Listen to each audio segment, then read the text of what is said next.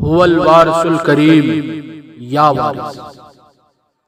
سوئے جنت لے چلے گی عاشقی شبیر کی، سوئے جنت لے چلے گی عاشقی شبیر کی، کیونکہ ہوگی حشر میں بھی سروری شبیر کی، کیونکہ ہوگی حشر میں بھی سروری شبیر کی۔ اور شہر طیبہ میں اداسی چھا گئی ہر ایک سمت، شہر طیبہ میں اداسی چھا گئی ہر ایک سمت، جانب کربل سواری جب چلی شبیر کی، جانب کربل سواری جب چلی شبیر کی۔ محترم ناظرین اکرام، مدینہ منورہ سے کعبہ معظمہ کا جو سفر تھا امام حسین علیہ السلام کا، وہ واقعہ آپ تمام حضرات نے سماعت کیا۔ اب اس سے آگے مکہ مکرمہ سے میدان کربلا تک کا واقعہ سماعت کیجئے۔ جیسا کہ بیان ہو چکا ہے کہ جس دن حضرت مسلم علیہ السلام کوفہ میں شہید ہوتے ہیں، اسی دن حضرت امام حسین علیہ السلام مکہ سے کوفہ کو روانہ ہوتے ہیں۔ حضرت عبداللہ ابن زبیر یزید کے بد ارادوں اور پھر حاکم مدینہ ولید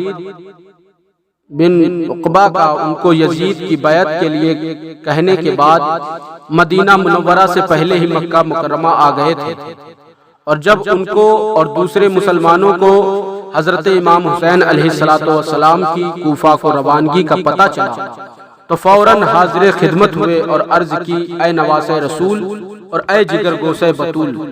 کوفہ والے اپنی بد عہدی اور بے وفائی میں مشہور ہیں، اور ہمیں فکر ہے کہ کہیں آپ کے ساتھ بھی کوئی دھوکہ نہ ہو، اس لیے آپ کوفہ کو جانے کا ارادہ ملتوی کر دیں، اور ہم وعدہ کرتے ہیں کہ جب تک ہماری زندگی ہے آپ کی طرف کوئی آنکھ اٹھا کر بھی نہ دیکھ سکے گا۔ مگر حضرت عبداللہ ابن زبیر اور دوسرے اکابرین اسلام کی یہ درخواست امام پاک نے قبول نہ کی، اور فرمایا کہ مجھے اپنے نانا پاک محمد مصطفیٰ صلی اللہ علیہ وآلہ وسلم کا وہ فرمان یاد ہے کہ ایک دمبا حرم کعبہ میں ذبح کیا جائے گا جس کی وجہ سے کعبۃ اللہ کی بے حرمتی ہوگی، اور مجھے ڈر ہے کہ کہیں وہ دمبا میں ہی نہ ہوں اور کہیں میری وجہ سے کعبۃ اللہ کی بے حرمتی نہ ہو۔ جب امام حسین علیہ السلام نے اپنے ارادے سے کسی صورت بھی باز نہیں آتے تو عرض کی کہ اچھا اگر آپ نے ضرور جانا ہی ہے تو جائیں، مگر ان پردہ دار بیویوں اور معصوم بچوں کو تو ساتھ نہ لے جائیں۔ مگر سیدہ کے لال نے ان کی یہ تجویز بھی مسترد کر دی اور فرمایا کہ میں آخری وقت اپنے بچوں کو جدا نہیں کر سکتا، آخری وقت اپنے بچوں کو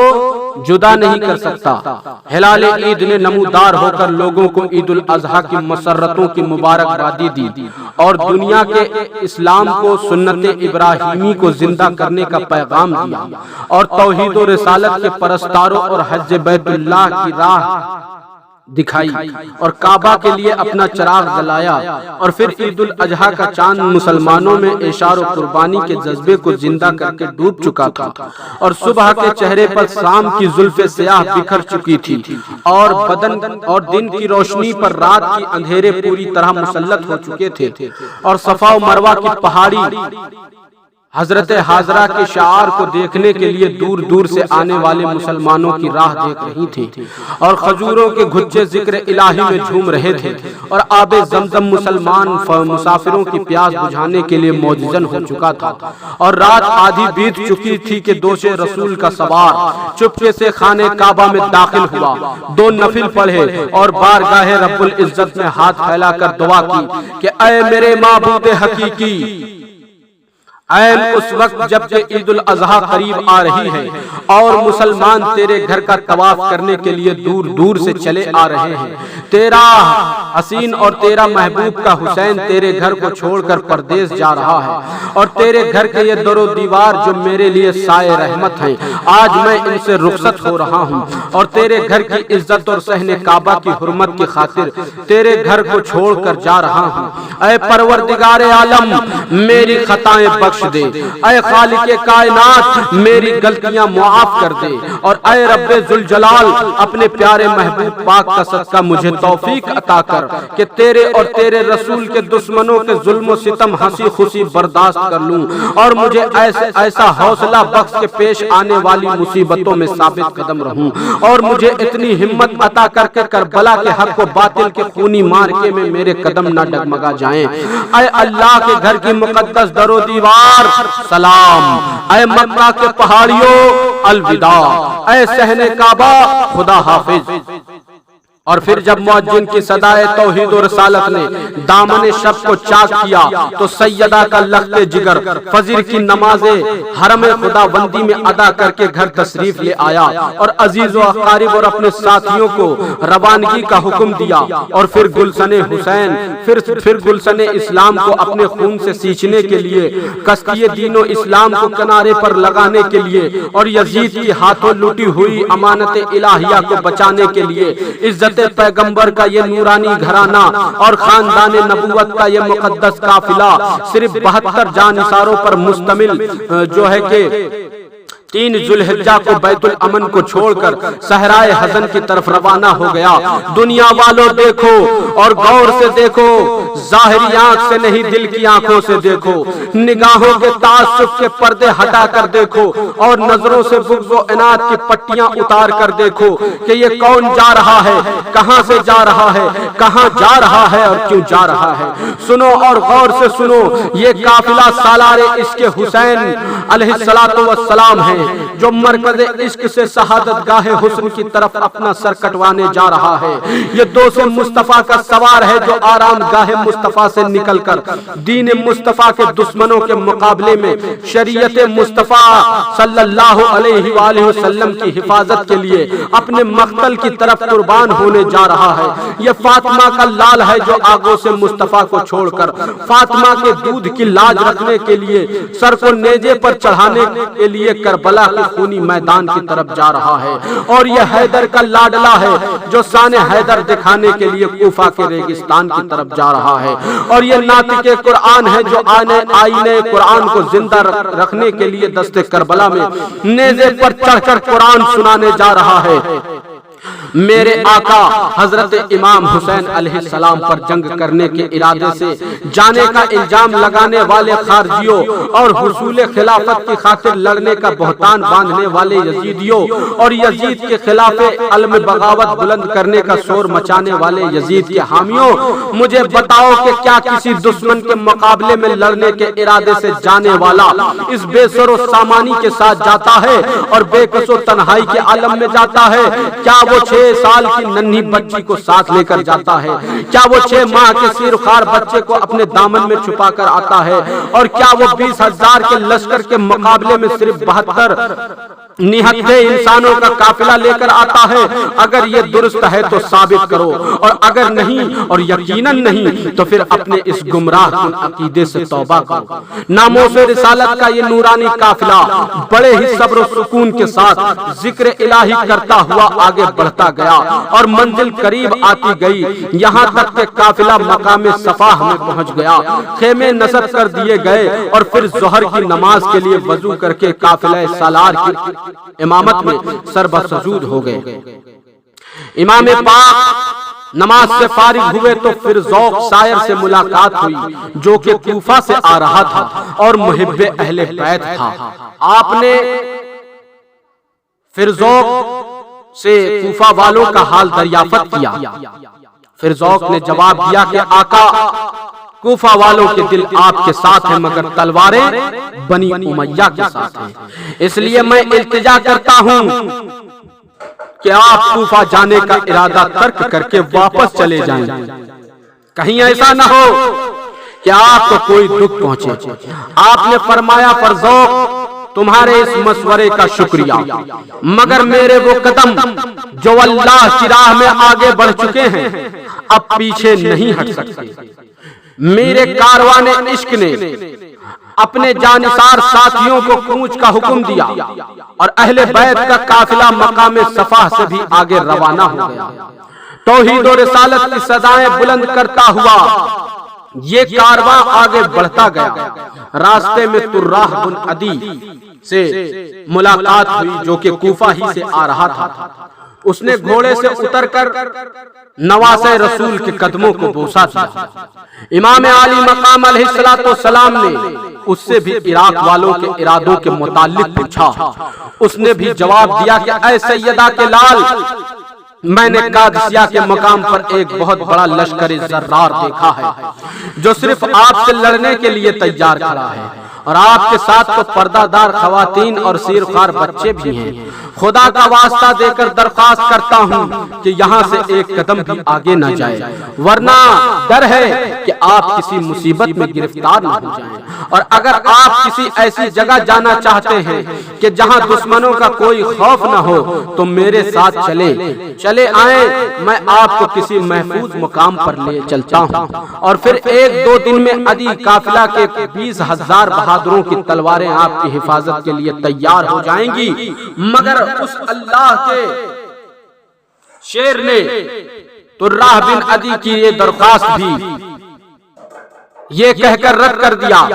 کہ اللہ کی راہ میں جان دینے سے ڈرنا کفر ہے، اللہ کی راہ میں جان دینے سے ڈرنا کفر ہے۔ اور پھر امیر کارواں نے قافلہ کو آگے چلنے کا حکم دیا، اور پھر اطرت پیغمبر علیہ السلام کا یہ مقدس قافلہ بڑے ہی جو انکساری کے ساتھ تصور یار میں گردنیں جھکائے آگے روانہ ہو گیا، یہاں تک کہ شالبہ کے مقام پر خیمہ زن ہو گیا، اور یہاں پر ابو بکر اسدی آپ کی خدمت اقدس میں حاضر ہوا، جو وہ بھی کوفہ ہی سے آ رہا تھا۔ اس نے امام عالی مقام کے پاؤں چومے۔ علی کے نور نظر نے اسے بھی کوفہ والوں کا حال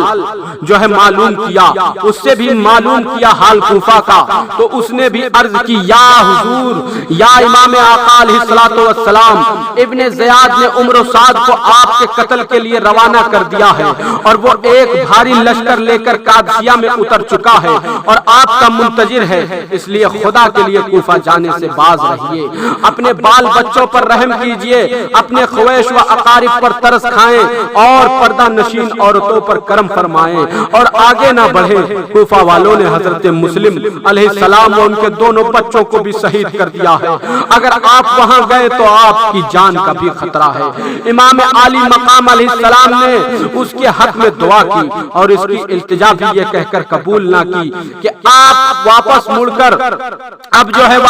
کر علی کی شجاعت کو دھبا نہیں لگا سکتا، علی کی شجاعت کو دھبا نہیں لگا سکتا۔ حضرت مسلم اور ان کے دونوں بچوں کی شہادت کی خبر سن کر ایسا صدمہ ہوا کہ رات کو اسی مقام پر بسر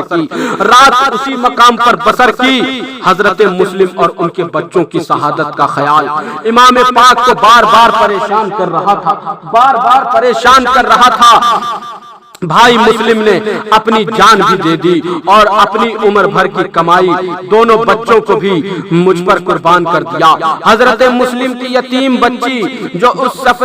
سفر حق و صداقت میں حضرت امام حسین علیہ السلام کے ساتھ تھی، اس کو بار بار دیکھتے اور اس کی یتیمی کا احساس کر کے آہیں بھرتے۔ سیدہ کے لال نے بہت کوشش کی کہ باپ اور بھائیوں کی شہادت کی خبر اس بچی تک نہ پہنچے، مگر ضبط نہ ہو سکا اور بے اختیار بچی کو گلے لگا لیا۔ بار بار اپنا دستے شفقت اس کے سر پر پھیرتے، وہ 9 سال کی انجان بچی نہ سمجھ سکی کہ آج بے پناہ شفقت میں کیا راز ہے۔ بچی نے کئی بار چچا حسین کے چہرے پاک کو دیکھا، نواسے رسول نے سر کو بوسہ دیا تو معصوم سی بچی نے عرض کی چچا جان، میرے ابا جان کی تو خیر ہے، آج آپ مجھے ایسے پیار کر رہے ہیں جیسے یتیموں سے کیا جاتا ہے۔ چچا جان بولے تو صحیح ہے، آپ رو کیوں رہے ہیں؟ چچا جان میرے ابا تو خیریت سے ہیں۔ بچی کی اس گفتگو سے حضرت امام حسین علیہ السلام کا دل بھر آیا اور بے اختیار ہو کر بچی سے لپٹ گئے اور فرمایا بیٹی آج سے تیرا باپ میں ہوں، تیری ماں سہربانو ہے اور تیرے بھائی علی اکبر و اصغر ہیں۔ حضرت مسلم علیہ السلام کی بیٹی اگرچہ انجان تھی مگر امام پاک کی اس گفتگو سے پھر بھی سمجھ گئی کہ باپ کا سایہ سر سے اٹھ گیا ہے، بھائی ہمیشہ کے لیے جدا ہو گئے ہیں اور میں یتیم ہو گئی ہوں۔ لیکن تسلی کے لیے پھر پوچھا کہ چچا حضور کیا میرے ابا جان اور بھائی شہید ہو چکے ہیں؟ سیدہ کے لال نے حضرت مسلم علیہ السلام کی اس معصوم بیٹی کو گود میں اٹھا لیا اور فرمایا ہاں بیٹی،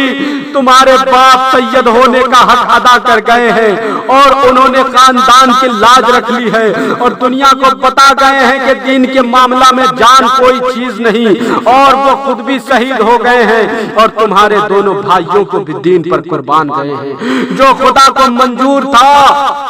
وہ ہو گیا، بیٹی اب صبر کرو، بیٹی اب صبر کرو۔ قافلہ والوں نے یہ ساری رات انتہائی بے چینی و بے قراری میں گزاری۔ صبح ہوئی تو نماز فجر سے فارغ ہونے کے بعد قافلہ چلنے ہی والا تھا کہ حر بن ریاحی فوج کے ایک دستے کے ساتھ سامنے آتا دکھائی دیا، اور پھر اس نے فوج کو علیحدہ چھوڑ کر امام پاک علیہ السلام کی طرف قاصد بھیجا اور حاضر ہونے کی اجازت چاہی۔ شہزادہ کونین نے اجازت دے دی۔ حر تنہا حضرت حسین علیہ السلام کی خدمت میں حاضر ہوا تو فرمایا کہو کیوں آئے ہو؟ حر نے عرض کی آقا مجھے عمر و سعد نے آپ کی گرفتاری کے لیے بھیجا ہے، مگر خدا وہ دن اور وہ وقت نہ لائے کہ میں ایسی گستاخی کر سکوں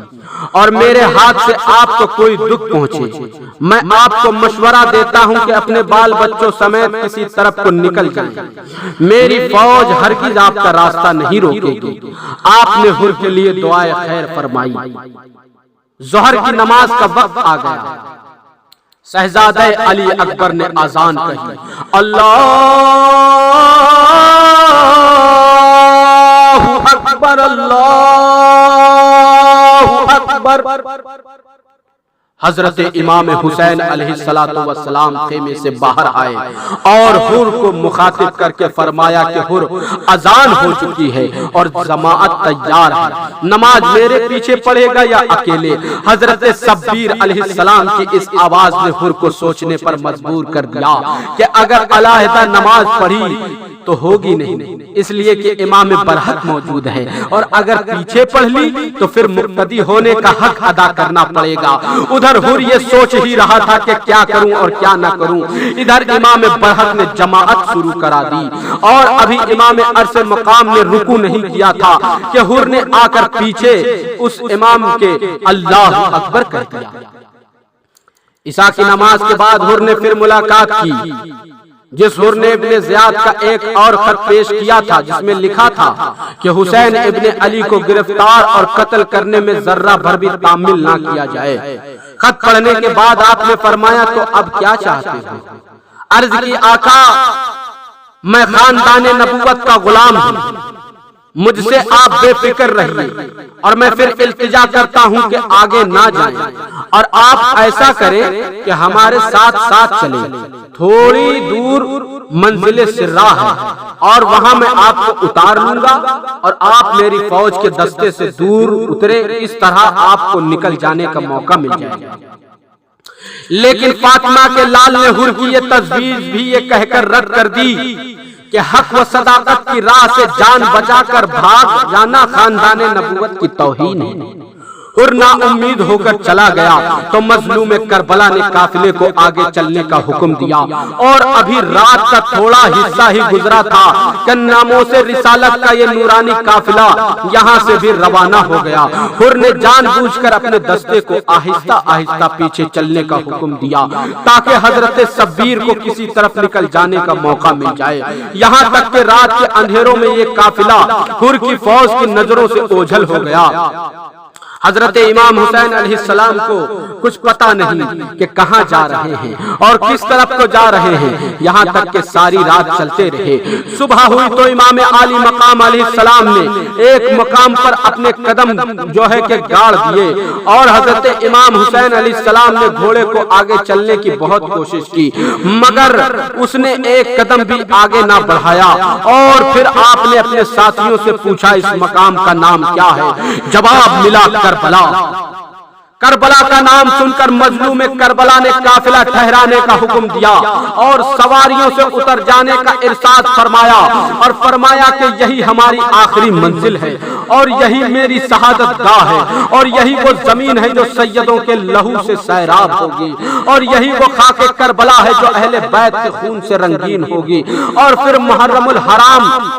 کی 2 تاریخ کو خاندان نبوت کا یہ نورانی گھرانہ اور اہل بیت اطہار کا یہ مقدس قافلہ کربلا کے خونی میدان میں نہر فرات کے کنارے خیمہ زن ہو گیا، نہر فرات کے کنارے خیمہ زن ہو گیا اور ادھر صغرا مدینے میں اکیلے ہیں۔ یہ کون رو رہی ہے کہ کائنات کا سینہ سخت ہوا جاتا ہے؟ یہ کس کی گریہ زاری ہے سے آسمان کا کلیجہ پھٹ رہا ہے؟ یہ کس کی آہ و بکا سے عرش الہی کانپ رہا ہے؟ یہ کس دکھی کی فریاد سے پر سے زمین لرز رہا ہے؟ یہ کس کی پر درد آہ و بقا سے مدینے کے در و دیوار رو رہے ہیں؟ یہ کس کی پرسوز نالوں سے تربت زہرا زنبش میں ہے؟ یہ کس کی دردناک گریہ زاری نے میرے دل کو تڑپایا ہے اور کس کی پرسوز و آہ و بقا نے میرے سینے کو جلا دیا ہے؟ یہ کون ہے؟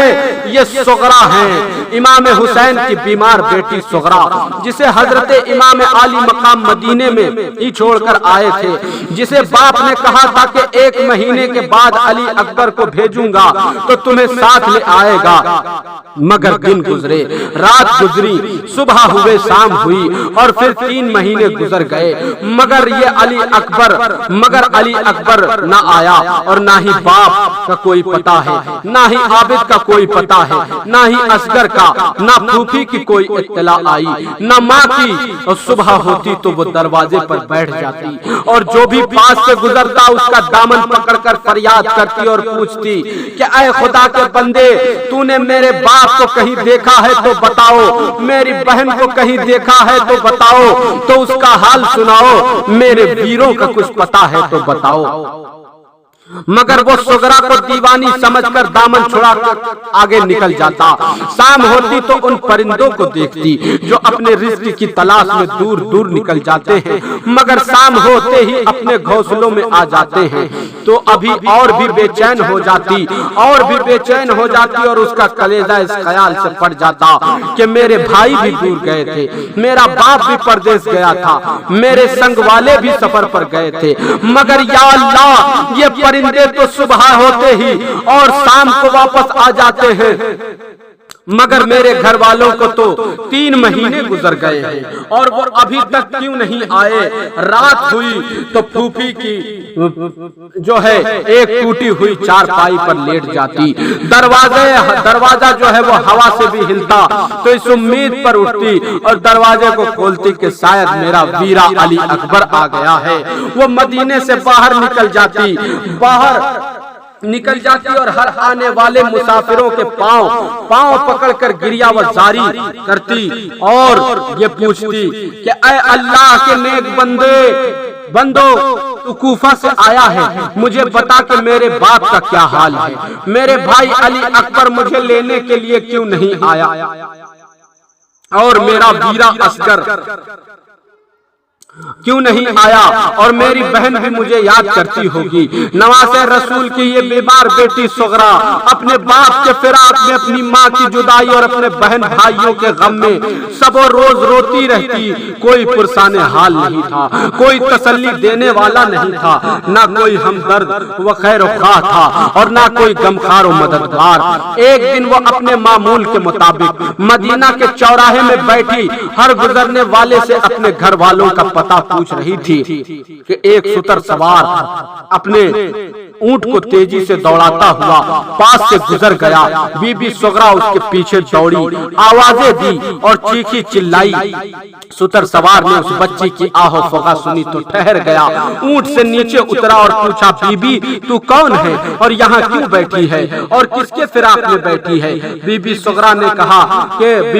نے کہا بابا آج 3 مہینے گزر گئے ہیں، میرے گھر والے مجھے اکیلی چھوڑ کر چلے گئے ہوئے ہیں، ان کے انتظار میں میں بیٹھی ہوں اور ان کے فراق میں تڑپتی ہوں. معلوم ہوتا ہے کہ کوفہ سے آیا ہے. مجھے میرے باپ کا پتہ بتا, میرے بھائی کا حال سنا, کیا تو نے ان کو دیکھا ہے؟ ستر سوار کی آنکھوں سے آنسو جاری ہو گئے. وہ حیران تھا کہ اس بچی کو کیا ہو گیا ہے اور اس کو کیا جواب دوں. سواری جواب دیا, سوار نے جواب دیا, بچی میں تو یمن سے آیا ہوں اور مجھے تمہارے گھر والوں کا کوئی پتہ نہیں ہے. بی بی پاک سغرا ہر مسافر سے پوچھتی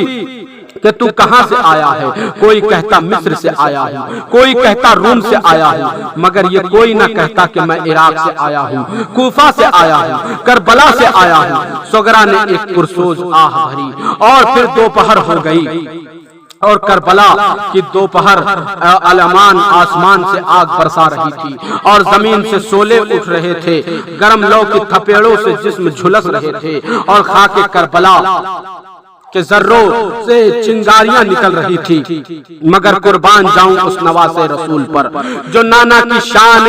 امامت دکھا گیا, اور نثار ہونے اور ان غازیوں پر جو خاندان نبوت کی لاج رکھ گئے, اور فدا ہوں ان پردہ نشین بیویوں پر جو فاطمہ کی آن بچا گئے. ایک طرف سے غبار اڑتا ہوا نظر آیا. سیدہ کے لال نے سمجھا کہ شاید کہیں سے کوئی مدد آ گئی ہے, کوئی مدد آ گئی ہے, اور پھر گھوڑوں کی ٹاپوں کی آواز آنے لگی. امام عالی مقام نے جانا کہ کوئی فوجی دستہ ہے جو ہماری کمک کو آیا ہے, مگر جب گھوڑے قریب آئے تو دیکھا عمر سعد ہے جو ایک لشکر جرار کے ساتھ میدان کربلا میں اتر رہا ہے. لوگوں کی عقل حیران ہے کہ سیدہ کے لال نے جب مدینہ منورہ سے کوچ کیا تو اہل مدینہ نے آپ کو منع کیا. جب مکہ مکرمہ سے آپ روانہ ہوئے تو مکہ والوں نے راستہ روکا. صفاح کے مقام پر پھر ذوق سائر نے کوفہ نہ جانے کی التجا کی. راستے میں طراح بن عدی نے عراق نہ جانے کی درخواست کی. سالبہ کے مقام پر ابو بکر السعدی نے روکا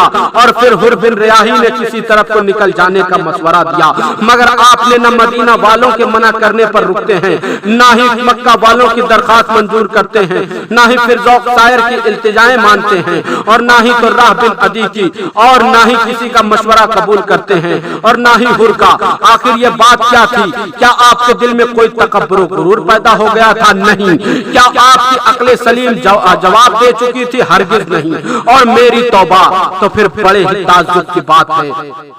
کہ حضرت امام حسین علیہ السلام نے کسی کی بھی بات نہیں مانی اور اپنے اٹل ارادے سے آگے بڑھتے ہی گئے. ممکن ہے کہ کسی کے پریشان ذہن میں یہ سوال پیدا ہو اور کسی بے عقل کی عقل حیران ہو کہ آپ نے ایسا کیوں کیا, مگر مجھے تو اس میں کوئی حیرانی اور تعجب کی بات نظر نہیں آتی. اور فاطمہ کے لال کو روکنے والے تمام اسی دنیا میں رہنے والے تھے اور اسی زمین پر بسنے والے تھے. بلکہ میں تو کہتا ہوں کہ اگر آپ کو آسمان سے جبرائیل بھی روکتا تو آپ نہ رکتے, اور آپ کو رکنا بھی نہ چاہیے تھا. اس لیے کہ جب زبان مصطفیٰ علیہ السلام سے آپ کی شہادت کی خبر نکل چکی تھی اور یہی نوستہ تقدیر تھا, تو پھر ان کو روکنے والوں کی حیثیت کملی والے کے مقابلے میں کیا تھی؟ اور جب منشاء الہی یہی تھا کہ کربلا کی زمین ان کے خون سے سیراب ہو, تو پھر دنیا کی کوئی طاقت اس منشاء الہی کو نہیں روک سکتی تھی. اور چونکہ امام حسین علیہ السلام کو روکنے والے ابھی آپ کی شہادت کی پیشن گوئی سے واقف تھے, وہ سب آپ کی شہادت کی پیشن گوئی سے واقف تھے. اس لیے میری ذاتی رائے میں تو اللہ کے شیر کو روکنے والے خود ہی غلطی پر تھے. ہاں البتہ تعجب ہے تو اس بات پر, اور عقل انسانی حیران ہے تو اس پر کہ یہ کتنی ستم ظریفی ہے کہ جن لوگوں نے اپنے رسول کے نواسے کو اور اپنے پیشوا کے بیٹے کو سینکڑوں خطوط اور ہزاروں قاصد بھیج کر بلایا, اور پھر صبح سے شام تک اپنی چھتوں پر چڑھ کر اس کی راہ دیکھتے, اور جنہوں نے حضرت مسلم علیہ السلام کے ہاتھ پر بیعت کر کے وفاداری اور جانثاری کا عہد باندھا تھا, اور یزید کی غیر اسلامی حکومت اور بادشاہت کے خلاف مر مٹنے کا حلف اٹھایا تھا اور اہل بیت کی عزت و آبرو کی خاطر جانیں قربان کر دینے کا وعدہ کیا تھا، مگر آج جب سے ان کے نبی کا نواسا اور ان کے پیشوا کا بیٹا ایک معزز مہمان کی حیثیت سے سرزمین کوفہ میں داخل ہوتا ہے تو وہی لوگ اس کا استقبال چمکتی ہوئی تلواروں سے کرتے ہیں اور عقیدت و محبت کی بجائے اس کی ضیافت تیروں کی بارش سے کرتے ہیں، اور ان مقدس مہمانوں کو شربت پلانے کے بجائے ان پر اور معصوم بچوں پر پانی تک بھی بند کر دیتے ہیں، اور اپنے بلائے ہوئے مہمان کو نہ شہر میں داخل ہونے دیتے ہیں اور نہ ہی واپس جانے دیتے ہیں۔ اور جس کو یہ یقین دلا کر بلایا تھا، جس کو یہ یقین دلا کر بلایا تھا کہ تمام کوفہ آپ کی بیعت کے لیے تیار ہے اور آپ پر جان قربان کرنے کے لیے بےتاب ہے، اور پھر وہ جب انتہائی مظلومی اور بے کسی کی صورت میں ان کے پاس آتا ہے تو پھر وہی لوگ اپنے کیے ہوئے تمام وعدوں سے پھر کر مر مٹنے کے عہد کو توڑ کر قربان ہونے کی قسموں سے منحرف ہو کر اس کو یزید کی بیعت کرنے پر مجبور کرتے ہیں۔ اور پھر یہ بھی حیرت و تعجب کی بات ہے کہ صرف 72 انسانوں کی مٹھی بھر اور غیر مسلح جماعت کے ساتھ جنگ کرنے کے لیے، جن میں بوڑھے بھی تھے اور بچے بھی، بیمار بھی تھے اور پردہ نشین عورتیں بھی، 20,000 کا آزمودہ کارے لشکر زرار میدان میں لانے کی کیا ضرورت تھی؟ اگرچہ اس کی مثال کہیں بھی نہیں ملتی، مگر چونکہ انہوں نے شیر خدا کو خیبر کے قلعے کا دروازہ اپنے ہاتھوں پر اٹھاتے دیکھا تھا، مرحب کی لاش ذوالفقار حیدری کی ضرب سے زمین پر تڑپتی دیکھی تھی، اور وہ جنگ بدر و حنین میں شاہ مرداں کی تیغ براں کی کاٹ دیکھ چکے تھے، اور غزوہ خندق میں عمر بن عبدود کے مقابلے میں علی کی قوت پروردگار کا نظارہ کر چکے تھے، اور وہ جانتے تھے کہ اگرچہ یہ مٹھی بھر جماعت ہے اور غیر مسلح ہے، لیکن ان کے پاس لڑائی کا کوئی ساز و سامان بھی نہیں ہے، مگر وہ یہ بھی جانتے تھے کہ ان کی رگوں میں اسی شیر خدا کا خون ہے، ان کے سینوں میں اسی شاہ مرداں کا دل ہے، اور ان کے بازوؤں میں وہی قوت پروردگار ہے، اور وہ یہ بھی جانتے تھے کہ ایسے اسلام کے شیروں کا مقابلہ کرنا آسان نہیں ہے، اس لیے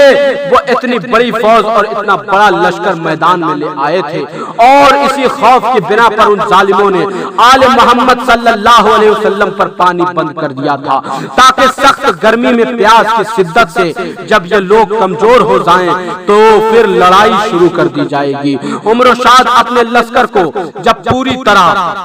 اتار چکا اور خیمے لگائے گئے تو اس نے مظلوم کربلا حضرت امام حسین علیہ السلام سے ملاقات کے لیے قاصد بھیجا، آپ نے منظور کر لیا، اور پھر علیحدہ خیمے میں شرافت و وسعت کا ملاپ ہوا اور نیکی و بدی کی ملاقات ہوئی۔ امام عالی مقام نے فرمایا کہ میری یہ 3 خواہشیں ابن زیاد تک پہنچا دو، ایک میں واپس لوٹ جاتا ہوں، دوسرا مجھے مسلمانوں کی کسی سرحد پر بھیج دیا جائے، تیسرا دمشق جا کر یزید سے خود مل کر معاملہ طے کر لوں گا۔ کیا یہ خواہشیں کسی ڈر کی وجہ سے پیش کی گئی تھی؟ کیا یہ کسی ڈر کی خواہش سے پیش کی گئی تھی؟ کیا جان کے خطرے کے پیش نظر ان کو ابن زیاد کے آگے رکھا گیا تھا؟ نہیں، ہرگز نہیں، بلکہ یہ تمام حجت کی بنا پر ایسا کیا گیا تھا، اور اس لیے کہا گیا تھا تاکہ امن و سلامتی کے اس فرشتے پر جنگ کو دعوت دینے کا الزام نہ لگایا جا سکے، اور اگر اس اللہ کے شیر کو موت کا خوف ہوتا اور جان جانے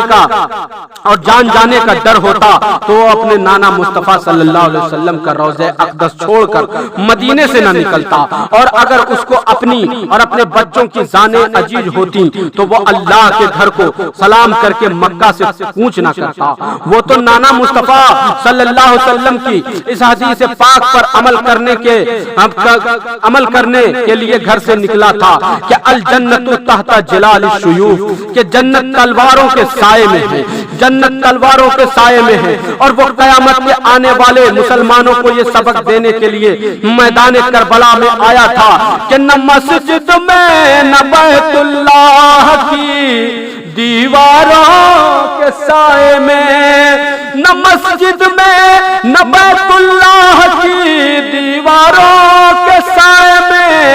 ارے نماز عشق ادا ہوتی ہے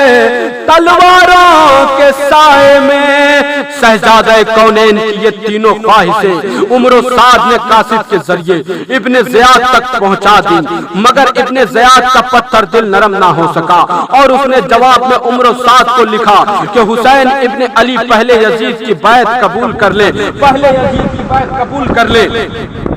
और फिर दूसरे मामलात पर गौर किया जाएगा। और तुम्हें हुसैन का सर लेने के लिए भेजा है, तुम्हें हुसैन के सर लेने के लिए भेजा है, सुलह कराने के लिए नहीं भेजा है। तुम्हें हुसैन का सर लेने के लिए भेजा है, सुलह कराने के लिए नहीं। खबरदार, खबरदार हुसैन इब्ने अली से उस वक्त तक कोई रियायत ना की जाए जब तक कि वो यजीद की बैत कबूल न कर ले। और अगर तुमने मेरे इस हुक्म की नाफरमानी की तो हर किस्म के इनाम और इकराम से महरूम कर दिए जाओगे, हर किस्म के इनाम और इकराम से महरूम कर दिए जाओगे और तुमसे तमाम एजाज़ात छीन लिए जाएंगे। मुहर्रमुल हराम की 7 तारीख को शिमर बिन जोसन इब्ने ज़ियाद का दूसरा हुक्म लेकर उम्र साद के पास पहुंचा कि नहरे फुरात पर फौरन कब्जा कर लिया जाए और हुसैन इब्ने अली के खेमों में पानी की एक बूंद भी, हुसैन इब्ने अली के खेमों में पानी की एक बूंद भी जाने न दी जाए। चुनांचे उन बेरहमों और जालिमों ने फौज का एक दस्ता भेजकर नहरे फुरात पर पूरी तरह कब्जा कर लिया। पानी बंद कर देने के बाद भी उम्र साद पयाम पर पयाम और कासिद पर कासिद भेजता रहा कि अब भी वक्त है यजीद की बैत का इकरार कर लो, वरना सजा भुगतने के लिए तैयार हो जाओ। मगर वो राकिबे दोसे रसूल हर बार यही जवाब देता रहा कि मैं अपना सब कुछ कुर्बान कर दूंगा, लेकिन एक फासिक की बैत नहीं करूंगा। जब सुलह की कोई सूरत न निकल सकी और हजरत इमाम हुसैन अलैहिस्सलाम ने समझ लिया कि अब जंग होकर ही रहेगी, तो आप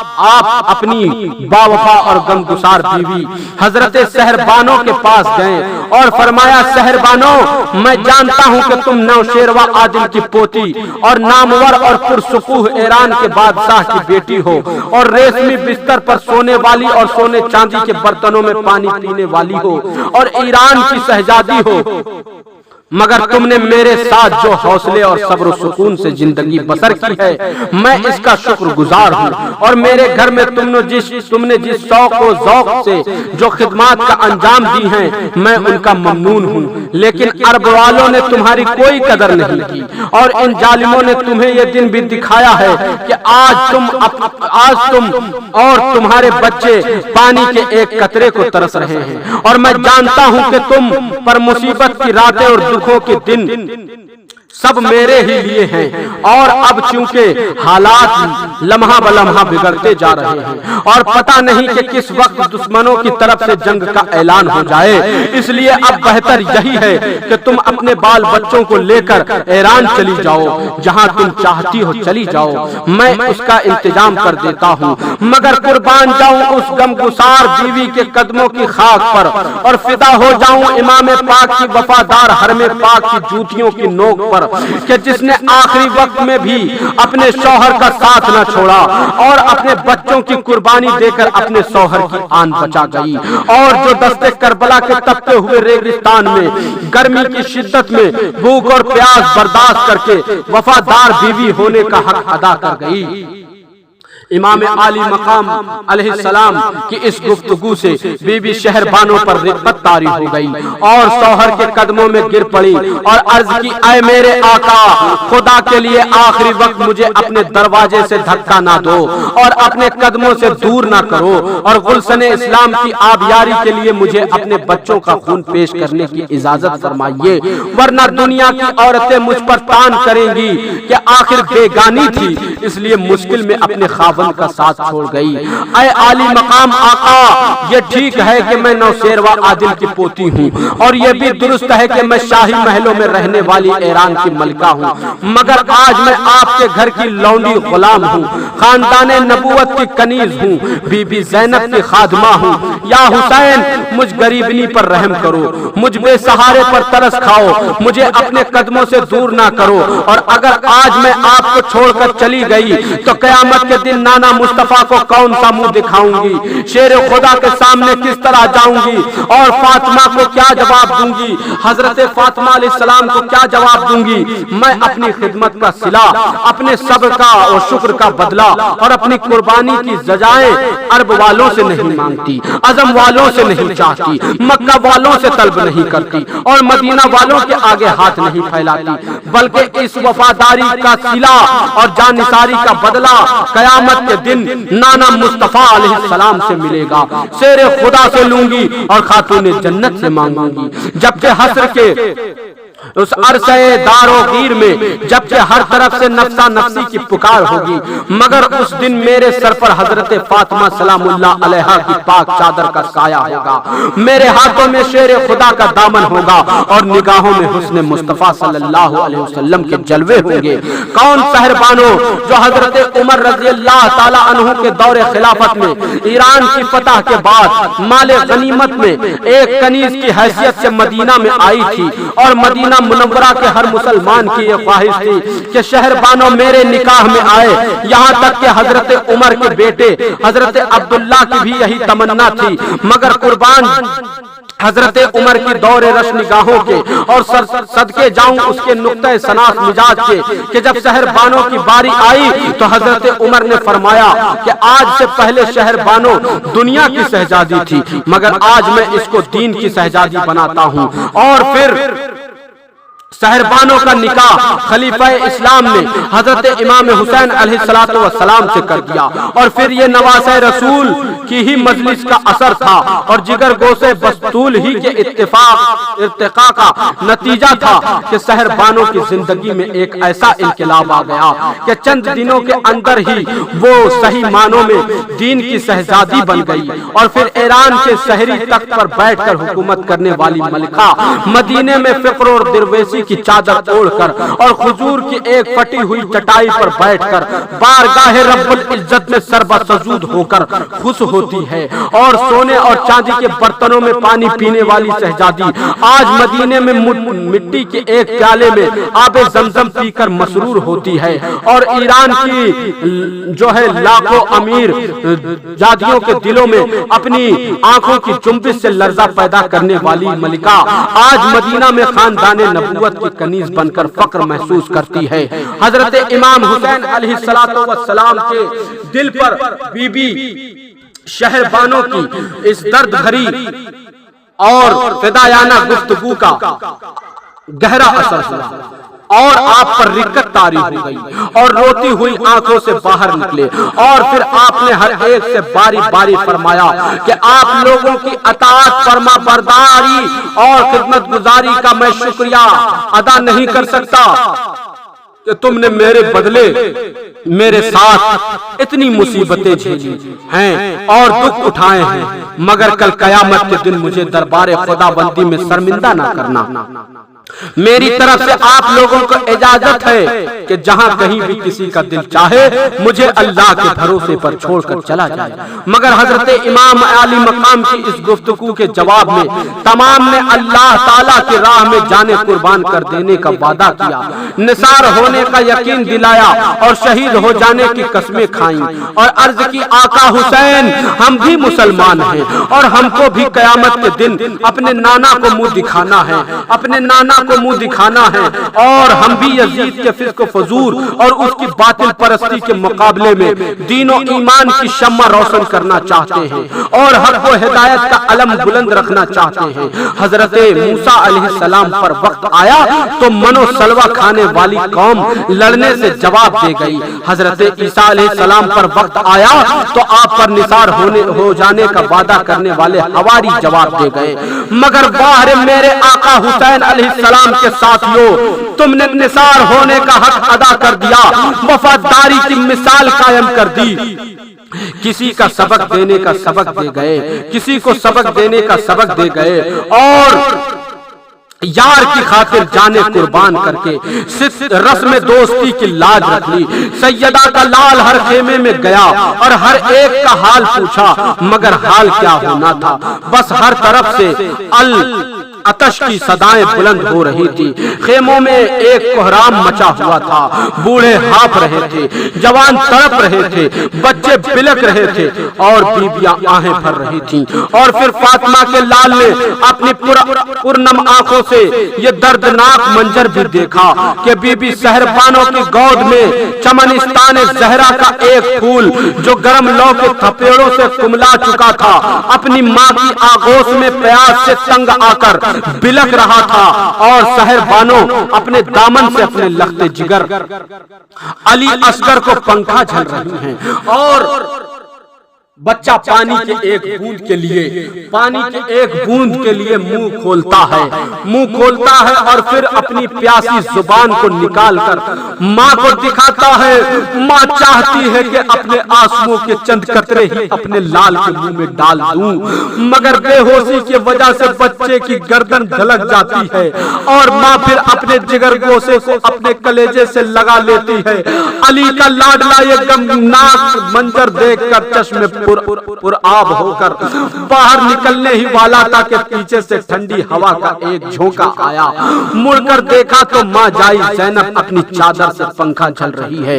بہن کی صفقت دیکھ کر بے تاب ہو گئے، آسمان کی طرف نگاہ اٹھائی اور عرض کی، یا مولا امتحان بڑا سخت ہے، صبر کی توفیق عطا فرما۔ بہن کو تسلی دے کر آگے بڑھے تو شہزادہ علی اکبر سامنے کھڑے تھے، جن کے لب خشک تھے اور حلق میں کانٹے نکل آئے تھے، جی گھبرایا ہوا تھا اور جسم کمزور ہو چکا تھا، مگر 18 سال کا نوخیز جوان باطل کے مقابلے میں حق کی سمجھ جلانے کے لیے اپنا خون دینے کو تیار تھا۔ اپنے دل کے ٹکڑے کو ابھی حوصلہ دے ہی رہے تھے کہ بہن زینب کے دونوں بچے اون محمد پاؤں سے لپٹ گئے، قدموں کو بوسہ دیا۔ نواسہ رسول نے بچوں کو اٹھایا، وہ نکاحت کی سبب بڑی مشکل سے بازوؤں کے سہارے اٹھے، گرمی کے تپش سے چہرے جھلس رہے تھے اور پیاس کی شدت سے لبوں پر سکڑی سی جم گئی تھی۔ شاید مامو جان سے پانی کے چند قطروں کی بھیک مانگتے تھے، مگر ان کی ماں نے اشارے سے سمجھا دیا تھا کہ بیٹو خبردار حرف شکایت زبان پر نہ آئے، سیدہ کے جائے ہو ہمت سے مامو کا ساتھ دو۔ حضرت امام پاک علیہ السلام ابھی بہن کے بچوں کو پیار کر ہی رہے تھے کہ سامنے بھائی حسن کا بیٹا قاسم گردن جھکائے بڑے ادب کے ساتھ کھڑا تھا۔ حضرت قاسم علیہ السلام کو دیکھا تو بھائی حسن علیہ السلام کی صورت آنکھوں میں پھر گئی، اور پھر بھائی حسن علیہ السلام کی وہ وصیت یاد آ گئی کہ حسین علیہ السلام یہ قاسم میری امانت ہے، اے حسین یہ قاسم میری امانت ہے جو تیرے حوالے ہے، جو جگر گوشہ رسول ہے، جگر گوشہ رسول۔ حسین علیہ السلام نے دیکھا کہ کمزوری کی وجہ سے قاسم کے پاؤں لڑکھڑا رہے ہیں اور پھول سے رخسار گرم لو کے تھپیڑوں سے کملا چکے ہیں۔ قاسم کو بغل میں لیا اور پھر آسمان کی طرف دیکھا اور عرض کی، اے خالق کائنات، آزمائش بہت بڑی شدید ہے، مجھے ثابت قدم رکھ۔ یا حسین تیرے صبر پر قربان، یا شبیر تیرے حوصلے پر نثار، یا امام تیرے استقلال کو سلام، یا سید تیرے عزم پر فدا کہ تو نے دل ہلا دینے والے اس دردناک منظر کو اپنی آنکھوں سے دیکھا کہ جو دل انسان کو تو کیا پتھر بھی ٹکڑے ٹکڑے کر دیتا، مگر تیرے پاؤں میں لغزش نہ آئی۔ اس پر درد نظارے کی کیفیت ابھی مظلوم کربلا پر طاری تھی کہ عمر و سعد کا قاصد آ پہنچا اور کہا کہ اے حسین ابن علی، ابن زیاد کا آخری پیغام آ گیا ہے کہ اگر حسین یزید کی بیعت کا اقرار کرے تو بہتر، ورنہ اب اسے اور مہلت دی جائے، اب نہ مہلت دی جائے۔ تھوڑے سے غور کے بعد آپ نے فرمایا کہ عمر و سعد سے کہو کہ نہر فرات پر قبضہ کر کے اور اولاد فاطمہ پر پانی بند کر کے تو نے جس غیر انسانی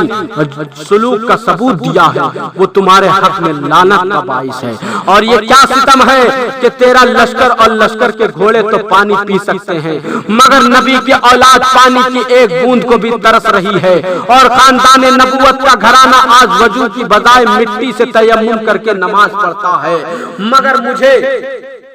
مگر مجھے یہ سب کچھ منظور ہے، لیکن مجھ سے یہ توقع نہ رکھ کہ فاطمہ کا لال یزید کی بیعت قبول کر لے گا، اور آج کی رات مجھے مہلت دے دو تاکہ ہم بارگاہ رب العزت میں جی بھر کے حاضری دے لیں اور اپنی خطاؤں کی معافی مانگ لیں، کل صبح ہم لڑنے کے لیے تیار ہیں۔ قاصد نے شہزادہ کونین کا یہ پیغام عمر و سعد کو پہنچا دیا۔ اس ظالم نے لشکریوں سے مشورہ لیا اور کہا کہ اب شام ہو چکی ہے، اس لیے حسین ابن علی کی یہ تجویز مان لینی چاہیے۔ سمر لعین نے کہا کہ اگرچہ حسین ابن علی ایک چھوٹی سی جماعت لے کر آئے ہیں مگر یہ اس وقت اللہ کے شیر کا بیٹا ہے جس کی بہادری و شجاعت کا سکہ زمین والے ہی نہیں آسمان والے بھی مانتے جانتے ہیں، اس لیے حسین ابن علی کو ایک لمحے کے لیے بھی مہلت دینی اچھی نہیں ہے، مگر آج کی رات کی مہلت اس لیے دینی چاہیے کہ اس کا لشکر پیاس سے اور کمزور ہو جائے تاکہ کل ان میں لڑنے کی ہمت نہ رہے۔ محرم کی 9 تاریخ کا چاند تھرتھراتا ہوا اس کی شعاعیں اولاد فاطمہ کو شہادت کا پیغام دے رہی تھی، اور اس کی کرنوں سے روشنی کے بجائے حسرت و یاس کے دھارے پھوٹ رہے تھے۔ میدان کربلا کا ایک ایک ذرہ اپنی خاموش زبان سے آہ و بکا کر رہا تھا۔ زمین کربلا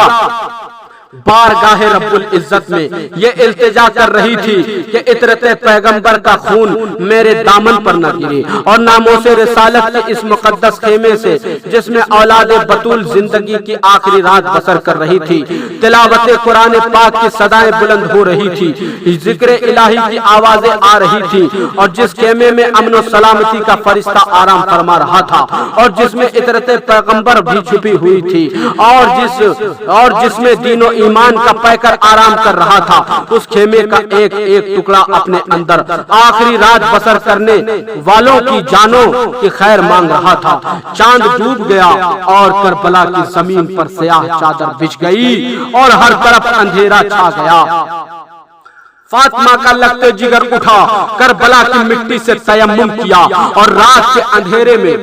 بارگاہ رب العزت میں سر بسجود ہو گیا اور عرض کی، اے خالق کائنات، یہ میری زندگی اور تیری بندگی کی آخری رات ہے۔ صبح جو کچھ ہونے والا ہے وہ تو جانتا ہی ہے، مگر یہ میری التجا قبول فرما کہ اس امتحان میں ثابت قدم رہوں، خوشی سے اپنے بچوں کی قربانی دوں، ہنس کر لاشوں کو اٹھاؤں، مسکراتا ہوا خون کو دھوؤں اور تیرے نعرے لگاتا ہوا اپنا گلا کٹوا دوں۔ اے رب العالمین، مجھے صبر و سکون کی توفیق عطا فرما، اس حق و باطل کے خونی مارکے میں حوصلہ نہ ہاروں، اور کہیں ایسا نہ ہو کہ بال بچوں کی محبت تیرے راستے میں حائل ہو جائے۔ اے حاکم الحاکمین، جو کچھ میرے پاس تھا وہ لے کر آ گیا، اب تو اس قربانی کو قبول کر لینا۔ رات آدھی ہو چکی تھی اور ہر طرف خاموشی ہی خاموشی تھی۔ امام مظلوم علیہ السلام نے سجدے سے سر اٹھایا، مصلی سے اٹھے اور شہزادہ علی اکبر کو فرمایا، بیٹا جاؤ اور میدان کربلا کا نقشہ دکھاؤ۔ شہزادہ علی اکبر اٹھے اور رات کی خاموشی میں میدان کربلا کے چاروں طرف نگاہ دوڑائی چاروں طرف میدان کے وسطی میں دیکھا کہ ایک برقع پوش خاتون اپنے دامن سے کربلا کی زمین کو صاف کر رہی ہے۔ علی اکبر اس خاتون کے پاس آئے اور پوچھا اے بی بی تو کون ہے اور زمین کربلا کیوں جھاڑ رہی ہے، کیوں جھاڑتی ہے؟ خاتون خاموش رہی۔ علی اکبر واپس آئے تو امام علی مقام علیہ الصلوۃ والسلام نے پوچھا بیٹا علی اکبر میدان کربلا میں کوئی چیز نظر آئی؟ عرض کی ہاں حضور، میدان کے وسط میں ایک برقع پوش خاتون ہے جو اپنی ردا سے اپنی چادر سے